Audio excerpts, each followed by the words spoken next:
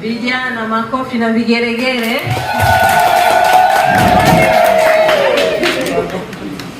Mama Samia oye!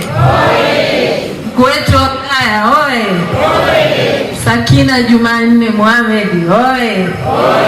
Tutaomba baadhi ya vikundi mje mkabidhiwe na mheshimiwa mgeni rasmi. Kwanza ni fedha ambazo hazina riba, ndio. Kwa hiyo kopa rejesha, ili wengine wafanyeje, wachukue, kwa sababu wilaya hii na watu wengi ambao wanahitaji kukopa. Kwa hiyo mimi niwaombe sana, kuchukua fedha sio tatizo, lakini fedha hizo unazirejeshaje?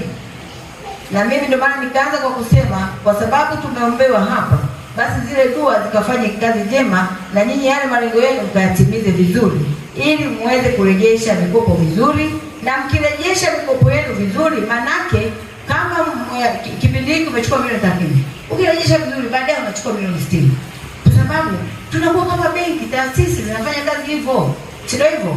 Manake ukilipa vizuri, wakaenda kuangalia maendeleo ya shughuli zile nimekuwa, manake watakupa tena milioni 30, watakupa tena mara 2 ya hapo, ili ukafanye kikubwa zaidi. Mwisho wa siku uongeze mapato kwenye familia yako, lakini utakuwa unaongeza mapato kwenye serikali, sio hivyo? Na sisi kama serikali, ukiongeza mapato tunazichukua tena tunawakopesha watu wengine.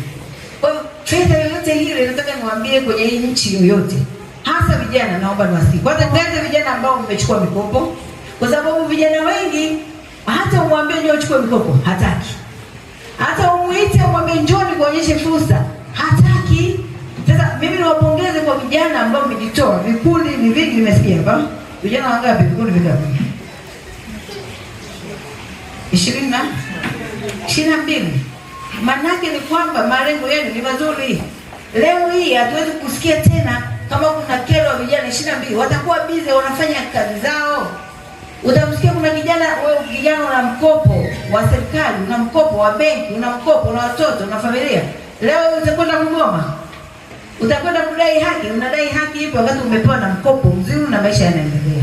Kwa hiyo ndugu zangu, kwenye maisha yoyote yale, hakuna kitu kinakwenda kwa haraka, kila kitu kinakwenda step kwa step. Alikadhalika maendeleo yanaletwa na sisi wenyewe. Kwa hiyo kama kijana unatakiwa kujiuliza, mimi nimeifanyia nini serikali? Serikali imenifanyia hiki, lakini mimi nailipa nini serikali? Ukilipa serikali, manake wewe fanya biashara zako zikue, ziwe kubwa, na wewe tajiri mkubwa, na ulete mapato makubwa, ili vijana wengine waweze kukopa vizuri. Hapo unakuwa umeifanyia vizuri serikali, na hakuna kwa namna yote ile mtu yote anaweza kukubuzi, kwa sababu wewe ni kijana unayetambua, na wewe ndio kijana ambaye utaleta maendeleo ya kesho. Kwa hiyo niwapongezeni sana vijana, mnapokwenda kufanya biashara hizi, nendeni kweli mkafanye biashara hizi, na wengine ambao hawajaona fursa hizi wavuteni, watengeneze vikundi kama nyinyi ambao ni vijana wanaelewana, waweze kuja kukopa pesa serikalini zipo. Jamhuri ya Muungano wa Tanzania. Awali ya yote nipende kumshukuru Mwenyezi Mungu aliyekuwa rehema, ambaye ametupa kibali cha kuweza kukutana katika hadhara hii. Jambo la kwanza, napenda kurudisha shukrani za dhati kwa Mheshimiwa Daktari Samia Suluhu Hassan kwa uamuzi mwema na mwaminifu kuweza kututengea fungu maalumu ambalo linaenda kutusaidia katika maisha yetu. Mama Samia oye! Vijana tunaweza!